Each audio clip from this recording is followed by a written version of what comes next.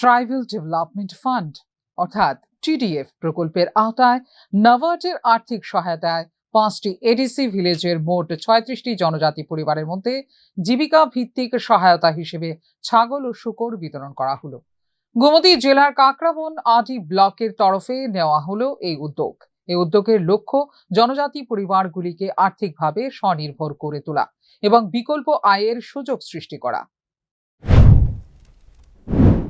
উন্নয়ন করবে ভারত সরকারের উদ্যোগে নাবার্ডের সহযোগিতায় Bagma agri producer company limited 200 জন ট্রাইবেল ফ্যামিলিকে নিয়ে, জনজাতি পরিবারকে নিয়ে আমরা ট্রাইবেল ডেভেলপমেন্ট ফান্ডের কাজ করছি। এই প্রকল্প একটা দীর্ঘমেয়াদী পরিকল্পনা। এই প্রকল্পের মাধ্যমে 200 জন জনজাতি পরিবারকে সাস্টেনেবল ডেভেলপমেন্ট বা স্থায়ী উন্নয়নের জন্য কাজ হচ্ছে। এখানে একটা ওয়ার্ডি প্রজেক্ট, যেখানে বিভিন্ন ফলের চারা দেওয়া হচ্ছে। কিছু পরিবারকে 3টি করে ছাগল ছানা দেওয়া হচ্ছে, কিছু পরিবারকে 2টি করে শূকর ছানা দেওয়া হচ্ছে। এইভাবে এবং বিভিন্ন ট্রেনিং এর প্রোগ্রামের মাধ্যমে ওদেরকে একটু প্রযুক্তি দেওয়া হচ্ছে এবং আগামী দিনে।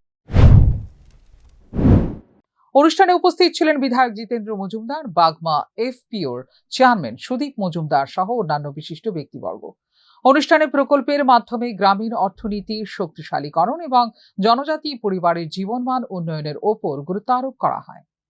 ফিউরো রিপোর্ট, নিউজ নাও।